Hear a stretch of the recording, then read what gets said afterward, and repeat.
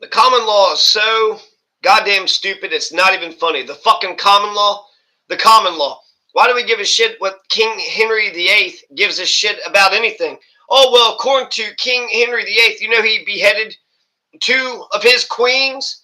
He beheaded two of his queens because he wanted to have sex with the mistress. Hey, Pope, can you annul this marriage? Well, why? Did she, break some rules, some cardinal rules? Did she commit some, egregious sin? No. No, I just want to have sex with that woman I just want to have sex with Monica Lewinsky now.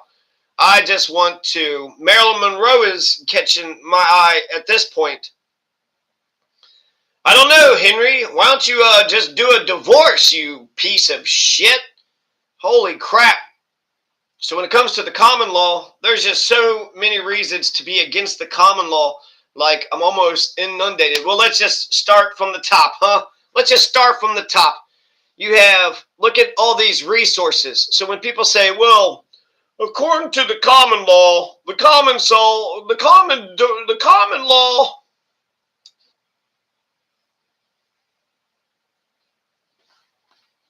If you want to read some of the common law, it's not easily readable. You have to get a special book, and then these special books are just like basically, just on the damn bookshelf of a bunch of fucking law nerds. Take a listen to these, you wouldn't have to just read the Constitution or the statutes or case law.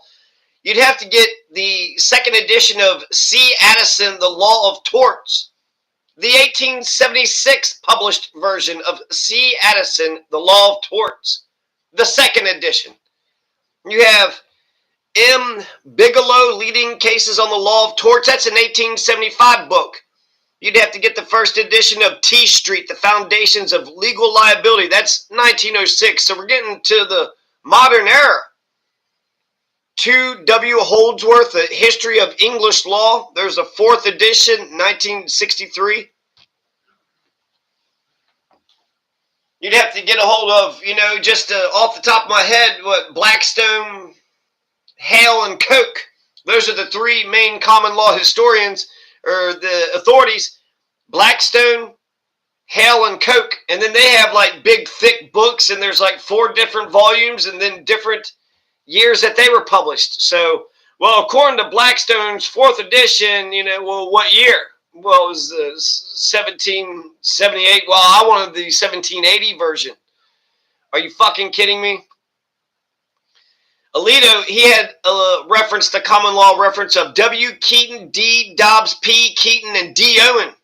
Prosser and Keaton on the Law of Torts, 876, the 5th edition. The 5th edition. So you had the 4th edition. No, they changed everything in the 5th edition. They said in 1871 it was common for private Americans to prosecute their own cases against others. Rehberg v. Polk, 2012. Frederick Douglass, what did he say? A tort is a civil wrong that causes harm to another person or their property. That's not exactly what he said. Now, specious, hey, that argument is specious. Isn't speciesism, isn't that the great evil of the world? But specious means superficially plausible but wrong, misleadingly attractive. My God, if that isn't womankind. I'm just kidding. I love you. I love you, women. But there are some women that are superficially plausible, but just wrong. She's misleadingly attractive. So species, that's common law. The common law is specious. Specious? How do you say that damn word? Let's take a look at specious. Specious. How do you pronounce specious?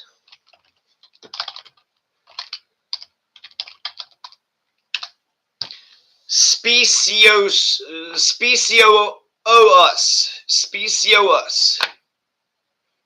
You want to hear how to pronounce it? Well, let's listen to this little action sequence. It's like some sort of really cool animated thing. Become the greatest prey. 20th Century Studios. Is that a ninja? And a beast? Predator, killer of killers. Rated R. Streaming Friday on Hulu and Hulu on Disney Plus. Whoa, that looked good.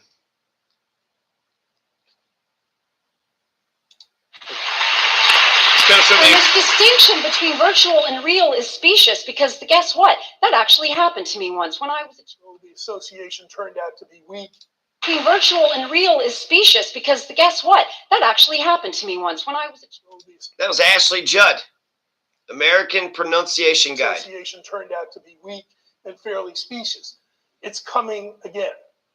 And what's coming down the road for by sending specious materials and stuff to the congressional staff, but strategically working statewide. Yeah, when you said today that there's specious claims, you have enough information yourself. So that's specious, not species, not specious, not what was I saying? Specious. That argument is so specious. Misleadingly attractive. That's such a good damn word. Misleadingly attractive. So it's like, well, what should we do? Hey, should we reform ourselves? Should we have evolution? What about revolution? Should we just go with the fucking monarch? Should we just go with the totalitarian fascist tyranny? Superficially plausible, but wrong. Vivacious is attractively lively and animated. Ooh, vivacious. I like the Constitution. That's vivacious. King George III, he's specious. To shine. Vivacious means to shine. Vitality. Verve. Ooh, verve is a good word.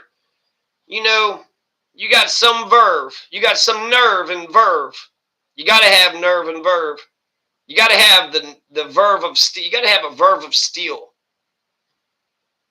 Vigor and spirit and enthusiasm. Sorry, I've gotten off of track. 2C Addison, The Law of Torts, 1876. Well, according to T. Cooley, The Law of Torts, 1879, he says the exact opposite. I get to take your damn chicken. Well, 2C Addison, Law of Torts, 1876, says that I get to take your goat. Well, what does J. Bishop, Commentaries on Non-Contract Law, 1889, say?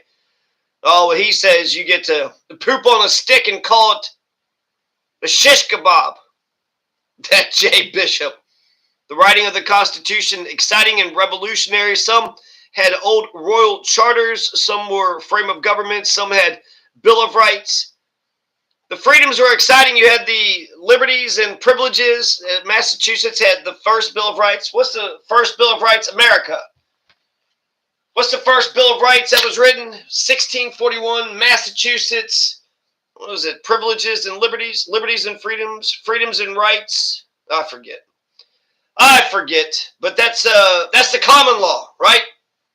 So you could study all the laws, right? You could read all the constitutions, read your state constitution, federal constitution, read all the state statutes, and then read all the federal statutes, and then read all the case law of the state, and read all the case law of the federal government, the evidence, rules of procedure, rules of evidence, the ethics, and the grammar, right? You got to make sure you format your paper right, make sure the margins are this big, and then the words are big. And then even if you studied all that fucking law, then some asshole says, well, according to the old ancient English common law, according to the old ancient English common law, you get to get my goat. The way that you make sure that people can't get your goat, you don't tell them where you tied it up at. You don't tell them where your goat is at. Here's some other reasons why the common law is bullshit. Pene forte et dure. Now, let's see how to pronounce that stupid word. But that's a French phrase. Pene forte et dur. And what this pene forte et dur is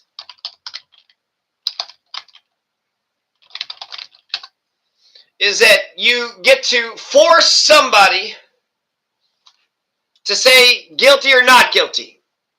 You get to force them to do it. Wow, there's actually a how to pronounce pene forte et dur. What is the meaning of pene forte et dur? That's not what I'm asking. I just want to know how to pronounce it, you goddamned asshole.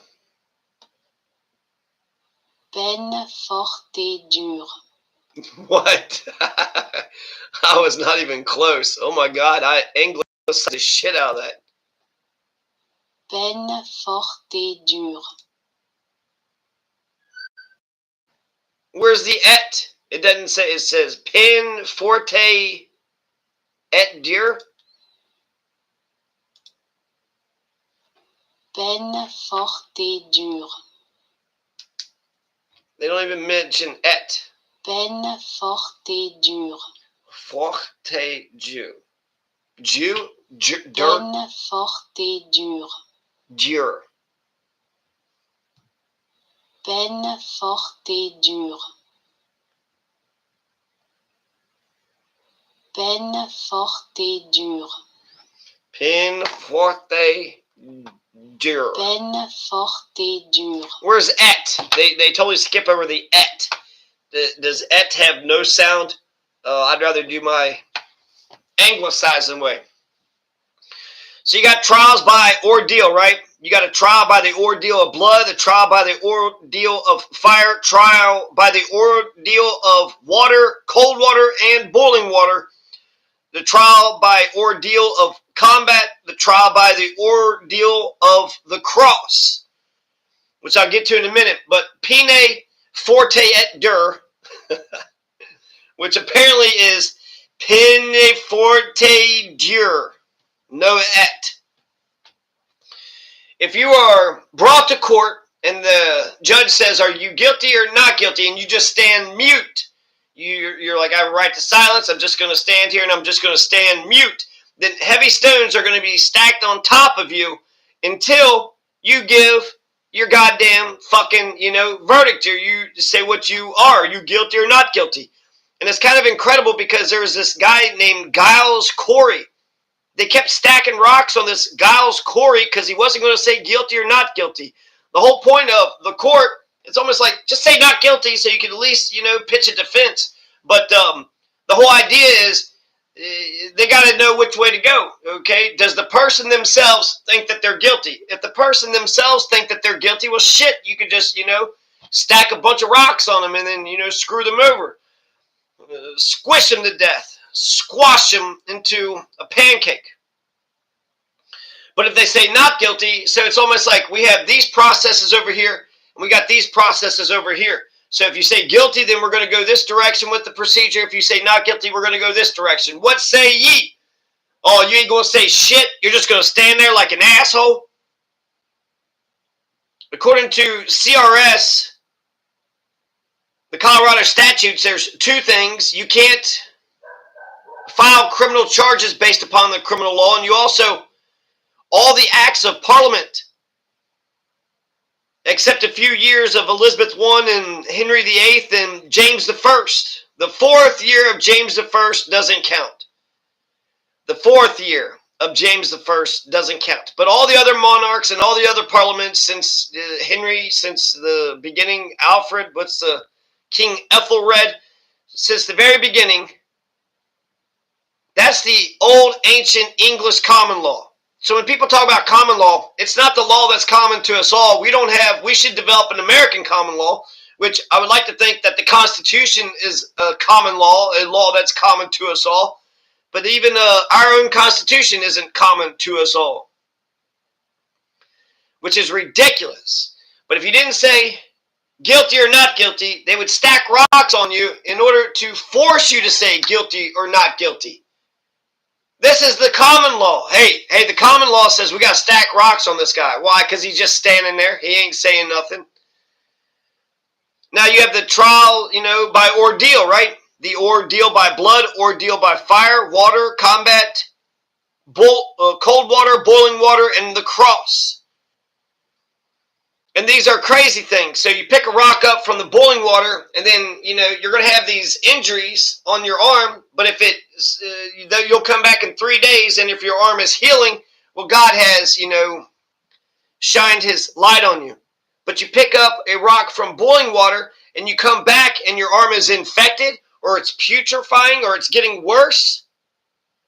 Well, God has not shined favor upon you. Therefore, you're guilty. Did you steal that damn egg from the fucking thing? Well, put your arm in the boiling water and then come back in 3 days and I'll tell you if you stole the egg. What does that have to do with the fucking truth? And then sometimes the ordeal was, even if the person was innocent, they would get exiled anyways. So really, it was the accusation that really fucked you over. Well, he did pick up that rock from boiling water and man, his arm is healing pretty good. Oh, okay, well then he didn't steal that egg. Justice don't mean a damn thing without the truth. What about the deodand? The weapon of death was killed as well.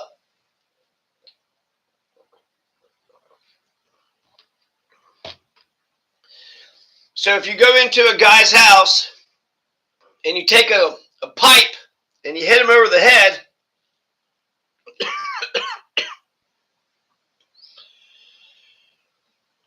that pipe would be put to death as well.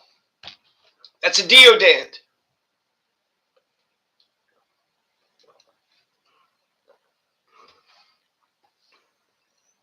The ordeal by blood. The common law is stupid. The ordeal by blood. I forget what the ordeal by blood. Was that not compelling? I had one person come in. Sorry, I was coughing. You only gave me 10 seconds? You only gave me 3 seconds?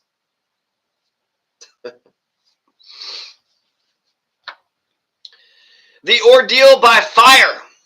You would have to walk over hot coals.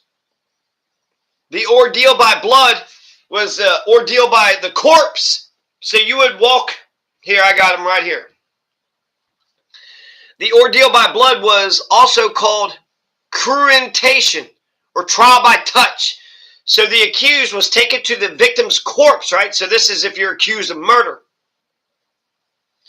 And they would take the accused and put his hand on the wound and then swear an oath of innocence. And if the corpse bled or moved, the accused was deemed guilty because the soul of the deceased had sought revenge. What? What? Why do we listen to the old ancient English common law? That makes no damn sense. Hey, were you he said Ted Cruz's father killed JFK, right? So Ted Cruz's father killed JFK. All you had to do is just take his father, put his hand on JFK, and if his corpse bled, or if his corpse had moved, then you knew that it was true. Because his corpse, the soul was still in there, and it was still pissed off, and it wanted revenge.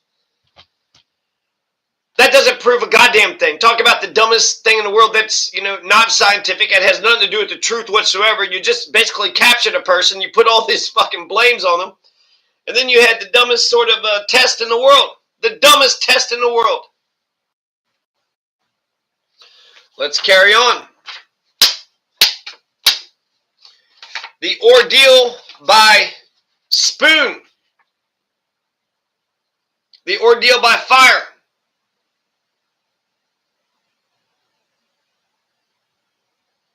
They'd be confronted with a dangerous or painful physical test. They'd have to hold a red-hot piece of iron.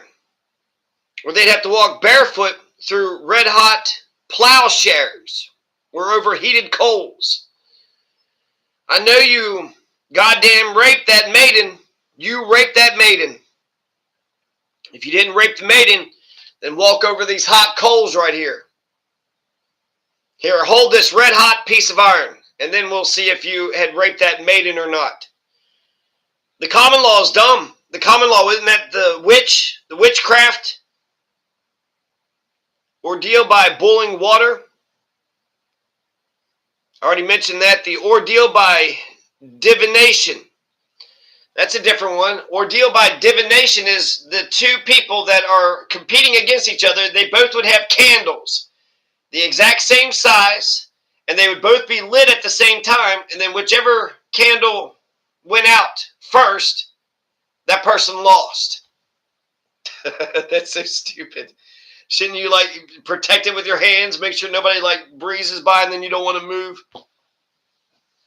His candle went out, so we got to put him to death, and we got to go ahead and give him all that guy's property.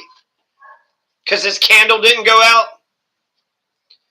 You want to hear about the ordeal of the cross? I mean, these are pretty interesting. The ordeal of the cross. Hey, Dexter, calm down. The ordeal by the cross is where the two, competing parties would just put their arms out like this, and then whoever dropped their arms first was the guilty party. The whole idea of a trial by ordeal was a fight, trial by combat. There was an ordeal by combat. And the idea of the trial by combat was that if you were innocent, then you would fight with a much greater gusto. You would fight as if you're an innocent person. A person who's guilty, yeah, maybe they win the fight, maybe they don't win the fight. But an innocent person will say, oh, you know that I told the damn truth. This is all based on just a bunch of specious bullshit. This doesn't even look attractive at all. This is totally specious. Well, I can't tell who's telling the truth. Why don't you two fight it out, and then I'll judge by the way you all fought. But he's twice as big as me. I don't care. But I'm a woman and he's a man. Doesn't matter. Fight.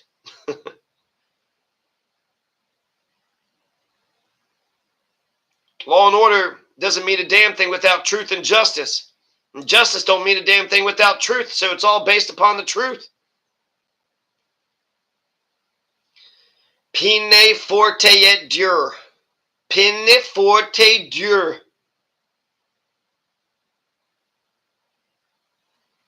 The Wake Court, they had that terrible decision, U.S. v. Crookshank, which is about the Colfax Massacre. Oh, you didn't see any problem with the Colfax Massacre, huh? The fucking Wake Court. Don't talk to me about no Wake Court. The common law, Hurtado. Hurtado v. California. It was based upon the common law as well. Common law is just such a random scattershot. Are you going to listen to Edmund Ironside or Bloody Mary?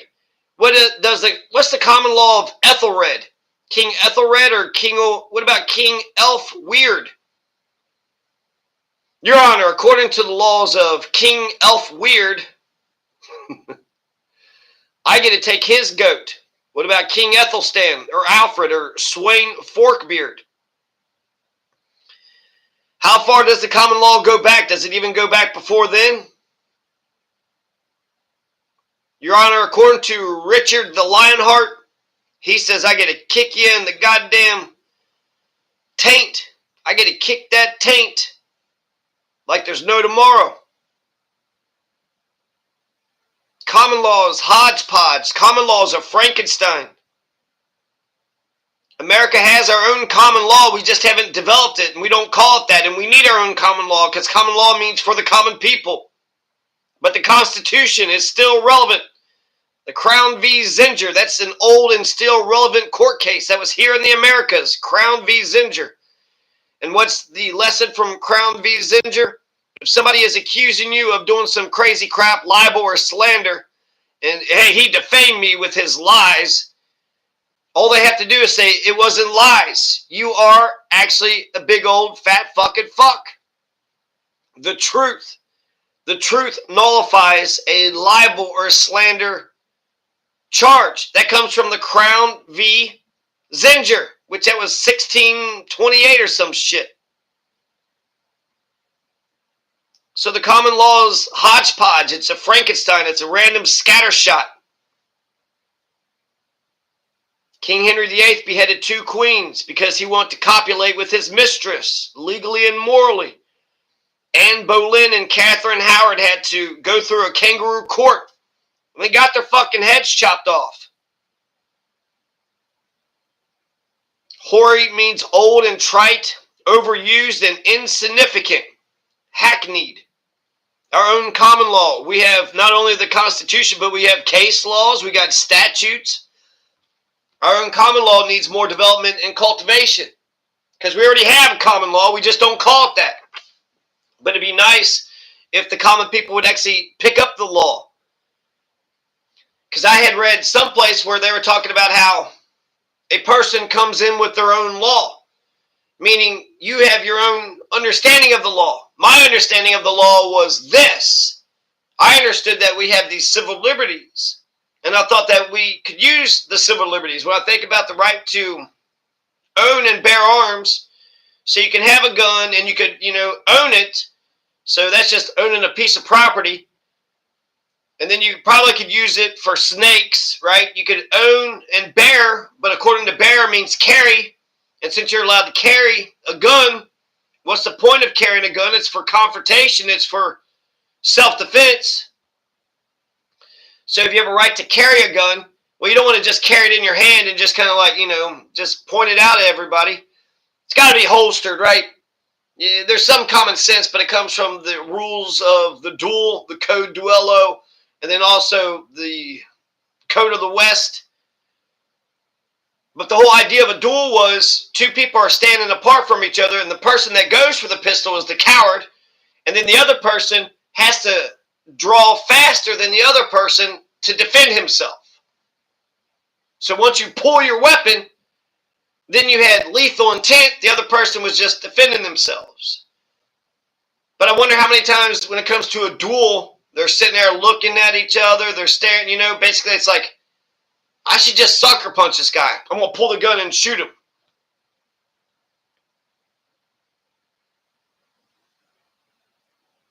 And then if you're looking at them like one's here and one's there, you really can't have a good view. It would have to be videotaped, and then you have to do a second play-by-play. You'd have to kind of look from behind one of them to see which one, picked the gun first.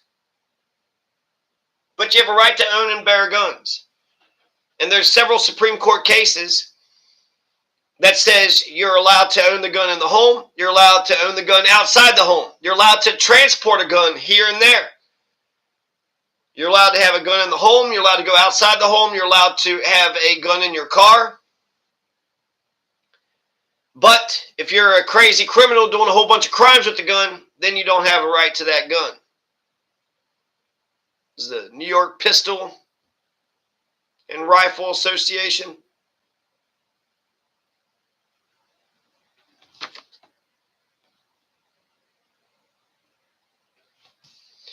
So King Henry VIII killed Anne Boleyn and Catherine Howard. Why?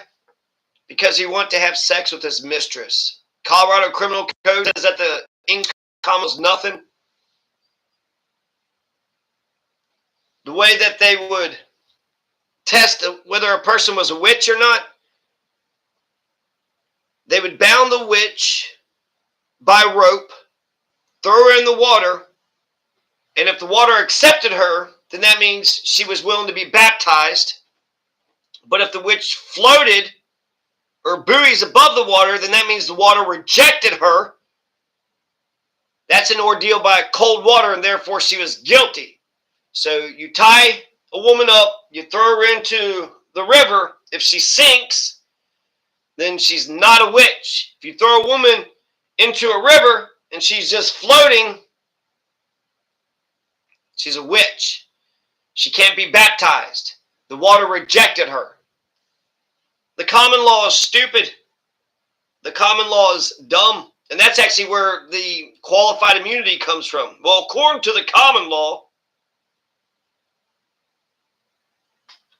so, yeah, the common law is stupid as shit. The Middle Ages is called the Dark Ages for a reason. You know?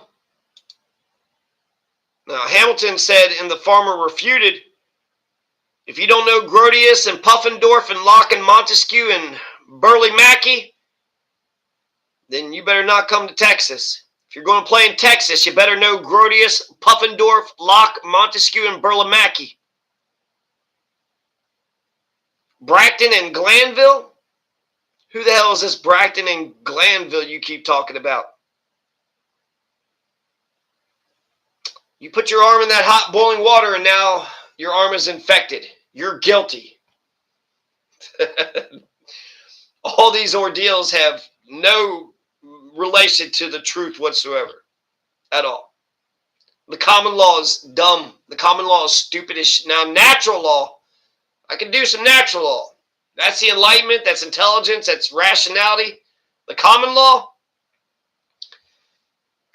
marriage, that's the only, where the rubber meets the road that makes sense is common law marriage, you know?